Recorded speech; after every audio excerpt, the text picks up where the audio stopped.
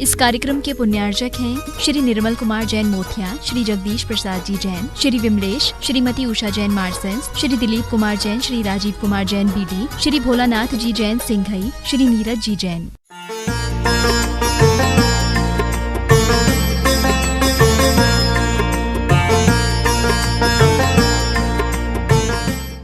क्योंकि उसको ग्रह नहीं लग सकते, उसके संस्कारों पर ग्रह का प्रभाव नहीं पड़ सकता जिसके घर में भक्तामृत स्तोत्र का पाठ होता होगा।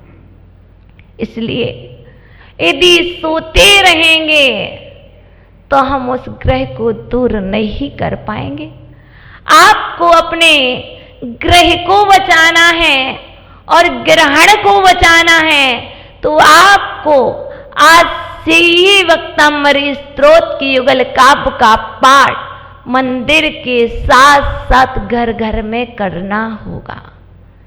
मंदिर में करते हो आप में विशुद्धि बढ़ती है, इस स्थान पवित्र होता है। जब ग्रह में करते हो तो ग्रह पवित्र होता है, ग्रह में विशुद्धि होती है, परिवार में विशुद्धि बनती है, परिवार में एकता के सूत्र जन्म लेते हैं। क्योंकि जो दिखता है वही तो बिकता है, जो दिखता नहीं शोरूम में वो बिकता भी नहीं है।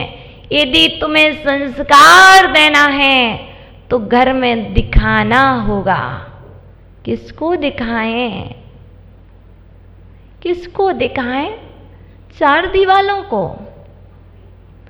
हो सकता है एक दिन आपके घर में वो अचेतन दीवालें देखें, हो सकता है वहां पर रहने वाले व्यंतर देव आदि जो रहते वो देख लेंगे, लेकिन एक ना एक दिन तो वो आएगा, कभी ना कभी तो आपसे एक ना एक कोई दूसरा भी तो होगा। समय ऐसा रखिए, किस समय करें, किस टाइम करें? रात्रि के 10 बजे कीजिए। कौन रहता है बाहर? माता जी दिन में करेंगे तो बच्चे ऑफिस चले जाते हैं, शॉप पर चले जाते हैं और पोता पोती स्कूल चले जाते हैं। कैसे दिखाएं? शोरूम तो दिन में खुलता है, लेकिन आपके वक्तामृत स्तोत्र का शोरूम, आपके घर का शोरूम रात्रि के 10 बजे खुले, रात्रि के 9 बजे खुले और आप बैठ जाएं एक जिनवाणी माँ लेकर के और तेज तेज से 2 काव्यों का पाठ करना शुरू कर दें। हम गारंटी से कहते हैं 10 दिन बाद तुम्हारे ग्रह में परिवर्तन ना आया तो वक्तामृत स्तोत्र कैसा? आपके मन में परिवर्तन ना आया तो ये वक्तामृत स्तोत्र कैसा? आपके बच्चों में संस्कार ना आए तो इस वक्तामृत स्तोत्र कैसा? इसलिए क्योंकि कमी बेटों की नहीं है, कमी तो बेटे के पिताजी के संस्कारों की है। पिताजी ने कौन से संस्कार दिए? पिताजी ने बेटी को दिखाया क्या है? क्योंकि पहले पिताजी को दिखाना होगा, उसके बाद बेटे संस्कारित होंगे। कैसे दिखाएं? दिखाओ तो सही। रात्रि का पहर है, भोजन करना नहीं है। रात्रि का पहर है, दीपक तो लगा ही सकते हो। रात्रि का पहर है जब आपके घर में आपकी संपत्ति को रखने का लॉकर है, तो वक्तामृत स्तोत्र को रखने की भी एक अलमारी भी तो होगी। जब आपके घर में डाइनिंग टेबल है तो आपके घर में जिनवाणी रखने की एक पीठ भी होगी। जब आपके घर में आपकी स्वामिनी के गले में पहनने की मंगलसूत्र है, माला है, तो आपके घर में एक जपमाला भी तो होगी। जब आपके घर में गैस को जलाने का लाइटर है, माचिस है, तो आपके घर में एक दीपक भी होगा। इस सब कुछ होने के बाद आपको करना क्या है? बस एक कमी है, वो है आपके मन की कमी, वो है आपके श्रद्धा की कमी, वो है आपके संस्कार की कमी। यदि आपके मन होगा भक्तांबर के प्रति, आपका मन होगा स्त्रोत के प्रति, आपका मन होगा कि मुझे संस्कार देना है, जब तक ये मन नहीं होगा तब तक तो एक ही कमी कलेगी कि समय नहीं है। उसी क्षण तुम्हारे घर में एक शास्त्र भी आ जाएगा और उसी क्षण तुम्हारे घर में भक्तांबर स्तोत्र का पाठ होने लगेगा। बताइए बताइए, बेटे का जन्म पहले हुआ कि माँ का? विचार करो, बेटी का जन्म पहले हुआ कि माँ का? अंशु जी, माँ का नहीं हुआ न, पहले बेटे का हुआ, युगपत हुआ है। जिस क्षण बेटे का जन्म हुआ उसी क्षण माँ का जन्म हुआ। जिस क्षण भक्तांबर स्तोत्र का पाठ हुआ, जिस क्षण दीपक जला, उसी क्षण अज्ञान का अंधकार भी हटा।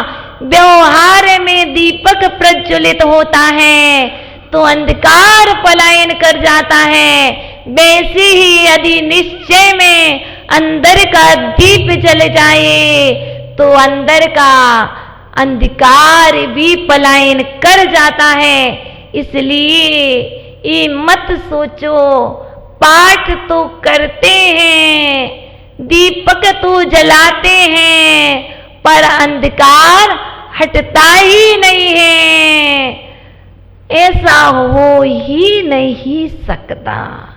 जो भक्तांबर स्तोत्र का पाठ करे और उसके जीवन में परिवर्तन ना हो, ऐसा कभी नहीं हुआ है। यदि ऐसा होता तो ये शास्त्र झूठे हो जाते। ये भक्तांबर स्तोत्र का पाठ करने से मनतुंग स्वामी के ताले टूटे हैं। ये भक्तांबर स्तोत्र का पाठ करने से आपकी मध्य में बैठे हुए मनोज भैया की आवाज वापस आ सकती है। तो हम कह सकते हैं इस भक्तांबर स्तोत्र को पढ़ने से आपके घरों में संस्कार भी जन्म ले सकते हैं।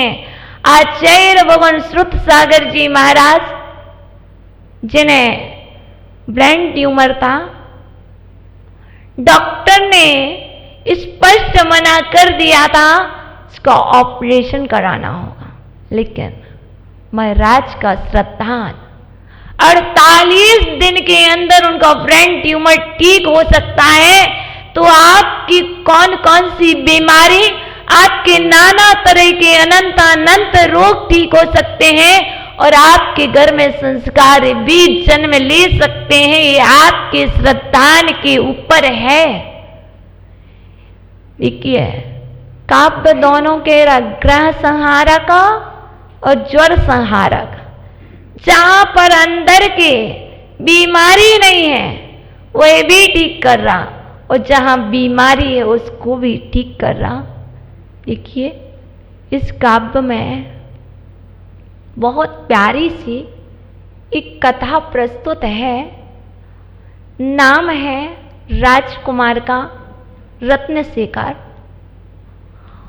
अब जो राजकुमार है, जो आपका बेटा है, वह बेटा प्रतिदिन कुछ ना कुछ नए विचारों में जीवन जी रहा होगा।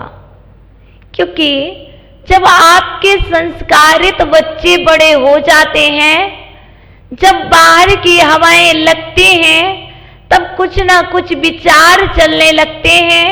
एक सुंदरी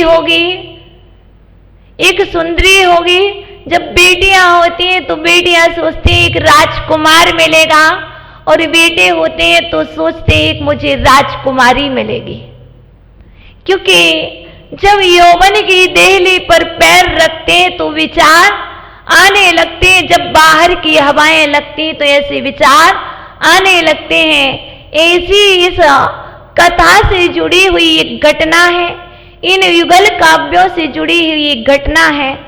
वह है कि विचार चल रहा था रत्नशेखर के अंदर में, मेरी शादी होने वाली है, मेरा विवाह होगा, और मित्रगण मिलते हैं, भाई तुम तो राजकुमार हो, पिता के इकलौते बेटे हो, हमारी भाभी तो बहुत सुंदर आएगी, बहुत प्यारी होगी, संस्कारवान होगी, सब कुछ सपने दिखते हैं। कौन सी बेटी ऐसी नहीं है जो अपने माँ के घर में अच्छे स्वप्न ना देखती हो? बताओ माँ, आपकी शादी होने वाली थी, आपका विवाह होने वाला था, उसके पूर्व आप कितने कितने स्वप्न देख रहे थे।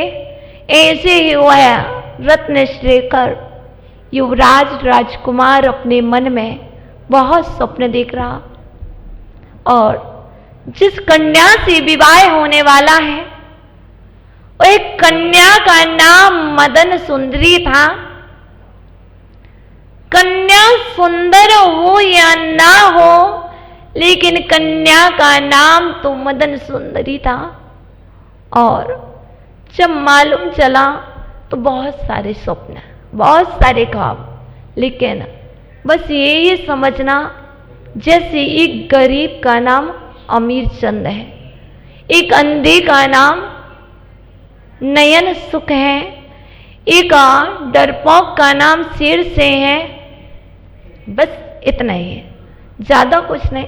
और शादी भी हो गई, पर देखा जब विचार आया, पहली बार देखा, एक बार तो चौंक गए, क्योंकि आपने कोई स्वप्न सजोए और उससे विपरीत कुछ मिल जाए, आप कैसे होंगे?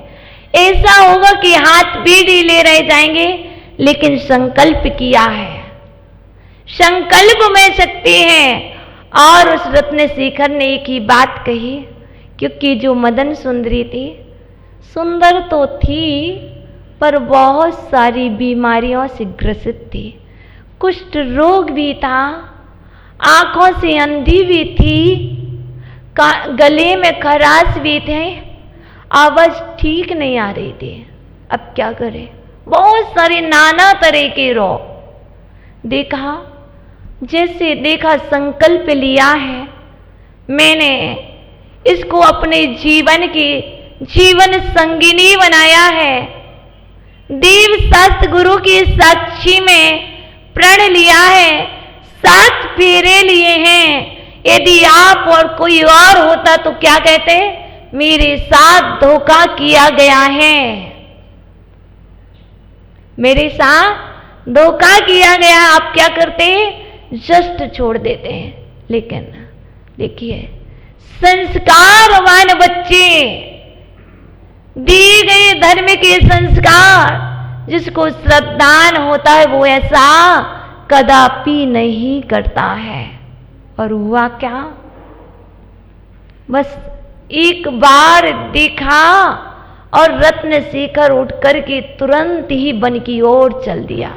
एक ही आश्वासन दिया, हे देवी आप चिंता ना करें, मैंने आपको जीवन संगिनी बनाया है।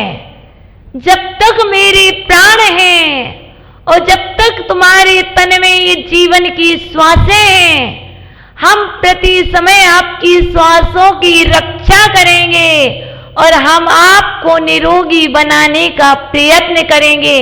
आप बिल्कुल भी चिंता ना करें। ऐसा आश्वासन उस राजकुमार ने आने वाली सुंदरी के लिए दिया और राजकुमार दौड़े दौड़े चला जाता है। धर्म सागर जी महाराज के चरणों में, हे मुनीश्वर, मेरे अंदर में विशुद्धि जागी है, मैं किसी कारणवश आपकी चरण सन्निधि में रह करके कुछ धर्म साधना करना चाहता हूं। मैं कोई धर्म की आराधना करना चाहता हूं। और मुनिराज भी कह देते हैं, बिल्कुल अवश्य कीजिए। कौन सी साधना करना है? मुनिराज को बताया, हे प्रभु, हे स्वामिन, मेरा विवाह हुआ है और मेरी स्वामिनी रोगों से ग्रसित है, बहुत परेशान है, उसे अस्थमा जैसी बीमारी भी है। और जब उसके अस्थमा है तो ऐसा लगता है उसके प्राण ही जाने वाले हों। विचार चलता है। मुनिराज कहते हैं, ठीक है भाई, तुम साधना करना चाहते हो, एक काम कीजिए, भक्तामर स्तोत्र की साधना प्रारंभ कीजिए। मुनिराज ने काव्य नहीं बताया, मुनिराज ने उपदेश में दिया कि आप भक्तामर स्तोत्र की आराधना कीजिए, आप साधना कीजिए। लेकिन वह राजकुमार संपूर्ण भक्तामर की आराधना गुरु चरण सन्निधि में रह करके करना चाहिए। हो गया, ऐसा ही हुआ। और उस युवराज ने 2 दिन के लिए संकल्प लिया, मैं अखंड पाठ भक्तामर स्तोत्र का करूंगा।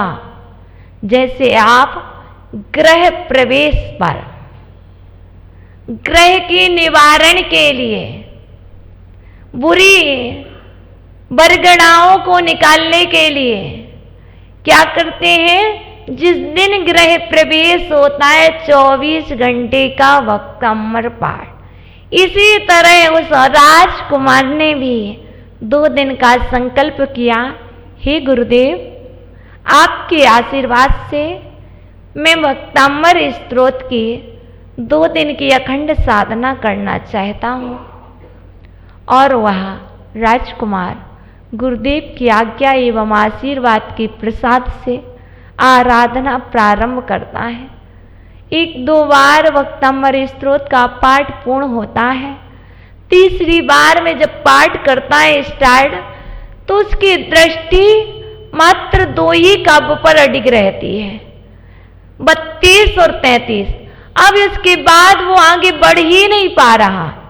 34 नंबर काव्य पर बढ़ना चाह रहा है, बढ़ ही नहीं रहा है। वही बार बार वही पीज निकल रहे हैं और वह राजकुमार दोनों काव्य का पाठ कर रहा है। कौन से? 32 और 33 नंबर काव्य का बार बार पाठ कर रहा है।